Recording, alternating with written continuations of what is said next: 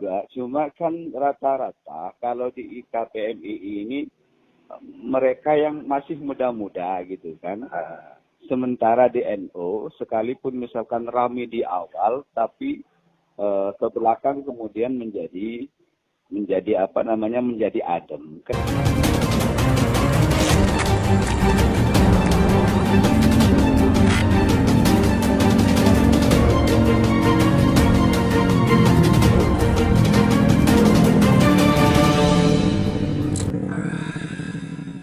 Assalamualaikum Pak Ketua. Siap, Waalaikumsalam, Mas. Mana sibuk Pak Ketua? Selamat ya, karena belum sampai 1 tahun kan terpilih menjadi Ketua IKPMI Sampang. Baru 1 bulan, Mas. Baru 1 bulan. Selamat Pak Ketua ya. Terima kasih, Mas Liwan. Pemirsa, saya sekarang sedang bincang dan sandasan bersama Ketua IKPMI Sampang, sahabat Tamsul yang tidak sampai 1 bulan beliau dipercaya dan sudah dikukuhkan menjadi Ketua IKPMI Kabupaten Sampang. Pak Ketua, melihat perkembangan muslim di KPMI ini sebelumnya kan tidak pernah menarik ini. Baru kali ini kayaknya menarik di medsos, di udara dan di laut belum lah kayaknya, di darat belum kayaknya. Tapi di udara sudah menarik ini Pak Ketua. Bagaimana melihat perkembangan ini Pak Ketua? Ya tentu kondisi ini menjadi kebanggaan tersendiri bagi IKA gitu kan, karena ternyata walaupun IKA ini hanya terbentuk beberapa tahun terakhir ini sudah menjadi sesuatu yang sangat seksi. Tentu ini tidak lepas dari potensi-potensi yang ada di dalam IKA tersendiri gitu kan. Sebanyak potensi-potensi kader di IKA ini yang luar biasa baik secara nasional maupun di tingkat lokal. Ini yang kemudian menurut saya menjadi sesuatu yang menarik dan sangat seksi. Ya. Pak Ketua, ini kan kalau di media sosial, di media online dan sebagainya kan ramai nih, menarik nih. Ini kan di udara. Kalau ke bumi sudah turun enggak ini pekerempek tim sukses kandidat Pak Ketua sebagai Ketua IKPMI Sampang? Ya, saya kalau ke yang lain nggak tahu ya, tapi ke saya sampai saat ini belum ada. Belum ada. Ya. Belum ada sampai saat ini belum ada. Artinya IKPMI meskipun ini baru menarik dan mungkin hanya Muswil kedua ini yang agak banyak orang yang tertarik gitu ya Pak Ketua ya. Ini menurut Pak Ketua apa yang lebih penting untuk dibicarakan ketika bicara tentang siapa yang harus mengomandani IKPMI Jawa Timur? Kalau saya justru lebih tertarik bukan kepada siapa ya. Tetapi lebih kepada kriteria-kriteria yang harus dibangun bersama-sama agar PMII ini 5 tahun ke depan, PMI 5 tahun ke depan ini lebih punya komitmen untuk membangun kebersamaan dan melakukan distribusi kader dengan baik gitu loh. Artinya Pak Ketua ingin menjelaskan bahwa tahapan hari ini itu IKPMI sebetulnya masih dalam tahap membangun fondasi dan membangun konsolidasi dulu ya gitu ya. Benar, karena kita tahu lah bahwa potensi kader yang ada di IKPMI ini kan luar biasa, mulai dari menteri kemudian ada gubernur gitu kan, luar biasa. Tetapi potensi yang luar biasa ini menurut saya belum bisa dikelola dan belum bisa ditata dan belum bisa dikelola dengan baik. Ya, artinya mencandeng medurki akar belukar. Gitu. maka munculnya banyak kandidat dan semacamnya ini satu menjadi salah satu bukti bahwa sudah ada kemenarikan. Cuma kalau dalam penentuan ketua itu memilih sama dengan organisasi lain, apalagi seperti parpol harus ada tim sukses ini dan semacamnya, Pak Ketua melihatnya itu menjadi potensi gagalnya konsolidasi atau bagaimana menurut Pak Ketua?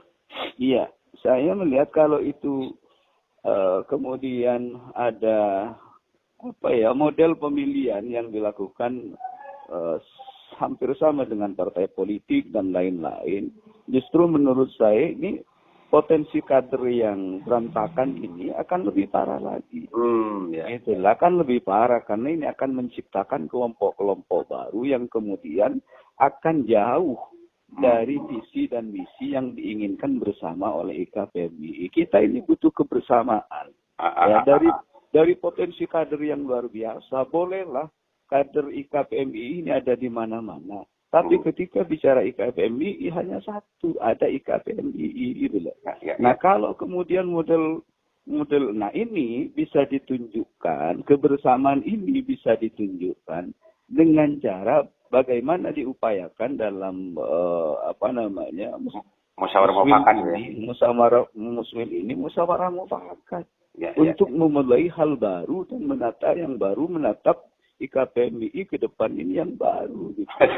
Jadi Pak Ketua tidak ingin meneladani apa yang terjadi di NU, Muktamar 33, Muktamar 34 kemarin, nggak mau melihat itu. Jangan-jangan nanti musuh di KPMI dianggap sesuatu yang tidak demokratis, sudah desain terlebih dahulu dan macam-macam. Tidak takut dengan anggapan itu, Pak Ketua? Iya. Yang pemahaman demokratis itu yang bagaimana dulu, Jadi kalau misalkan manfaatnya lebih besar dengan tidak cara pemilihan, yang menganggap tidak demokratis ini justru ini adalah orang-orang yang memang tidak demokratis. Beda lah. Logis.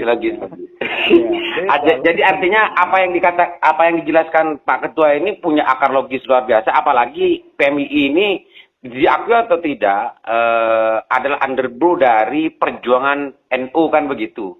Sementara tradisi NU itu kalau dulu sebagaimana yang sering dipidatukan oleh Hatus Gusmo dan macamnya itu kan saling menghaturkan siapa yang ingin menjadi ketua kan begitu Pak Ketua. Betul. Nah ini bisa jadi justru PMI yang justru meneladani tradisi NU, sementara NU sendiri 3 muktamar terakhir kan rame terus tuh. Karena NU ini barokahnya besar, masih bisa untuk dikonsolidasikan lagi. Kalau IKPMI melihatnya, ada nggak potensi seperti NU seperti itu, Pak Ketua? Ya, tidak menutup kemungkinan juga. Cuma kan rata-rata kalau di IKPMI ini, mereka yang masih muda-muda gitu kan. Sementara di NU, sekalipun misalkan ramai di awal, tapi ke belakang kemudian menjadi adem. Kenapa? Karena di NU masih banyak tokoh-tokoh khos. Kiai-kiai khos gitu ya. Kiai-kiai khos yang mampu mempersatukan beberapa perbedaan pendapat yang terjadi. Tapi kalau di IK ini kan masih rata-rata masih muda-muda, masih golongan muda. Masuk apa itu? Masuk kiai tokoh-tokoh apa? Kes ya, bukan host ya. Kalau saya masih belum terhindar dari label tokoh-tokoh yang kes atau kas gitu. Dan jadi agak beda lah. Ini menarik. NU barokahnya besar, masih banyak tokoh-tokoh dan ulama-ulama khos. Tapi kalau IKPMI hari ini menurut pantauan dari Ketua IKPMI Sampang sangat jauh dan berbeda dengan NU. Justru di IKPMI ini masih lebih banyak mayoritas tokoh-tokoh. Saya tidak mengatakan ulama ya. Tokoh-tokoh kes atau kas gitu. Saya rasa begitu. Jadi dorongan dari Ketua KPI Sampang bahwa ini masalah masih dalam tahap konsolidasi gitu ya untuk membangun soliditas kader-kader PMI. Maka dalam musfil sekarang ini sebisa mungkin jangan sampai ada tim sukses ke sana dan kemari sehingga itu akan berpotensi untuk menumbuhkan bibit-bibit perpecahan gitu Pak Ketua ya. Betul sekali Mas. Oke Pak Ketua, silakan barangkali mau ada hal yang mau disampaikan untuk yang terakhir sebelum saya tutup. Saya berharap gitu ya kepada semua cabang-cabang yang ada di Jawa Timur, tentu dari beberapa tokoh yang muncul itu bisa dilihat track recordnya gitu ya. Karena mereka-mereka yang muncul ke permukaan itu adalah tokoh-tokoh terbaik untuk calon IK PMI Jawa Timur. Dari sekian latar belakang dan track record masing-masing tokoh tentu kita semua tahu. Jadi saya berharap bahwa ada komunikasi yang aktif untuk tidak kemudian menjadikan IKPMI sebagai ruang bertarung. Tapi mari IKPMI ini jadikan semacam alat konsolidasi untuk membangun kebersamaan agar potensi-potensi kader yang ada di IKPMI itu betul-betul bisa bisa digunakan dengan baik untuk kepentingan bangsa dan negara. Harapan saya begitu. Oke, Pak Ketua, terima kasih banyak. Kalau saya garis bawahi bahwa Muswil hari ini itu mestinya nanti harus bagaimana membangun sebuah formula Muswil yang bisa membangun musyawarah musyawarah mufakat gitu ya, baik dalam konteks menentukan siapa yang harus menjadi ketua ataupun isu-isu penting yang harus direkomendasikan kepada para pihak yang penting untuk diberikan rekomendasi dari hasil Muswil itu. Pak Ketua gitu, Pak Ketua ya? Betul. Jadi nanti itu akan banyak waktu untuk membahas kriteria, tidak membahas ini dan itu berdasarkan like and dislike kalau sudah ada tim sukses, Pak Ketua. Makasih banyak Pak Ketua. Mudah-mudahan sama kita ketemu di lapangan nanti Pak Ketua. Siap. Di acara di arena Muswil Bangkalan. Assalamualaikum Pak Ketua. Assalamualaikum warahmatullahi wabarakatuh.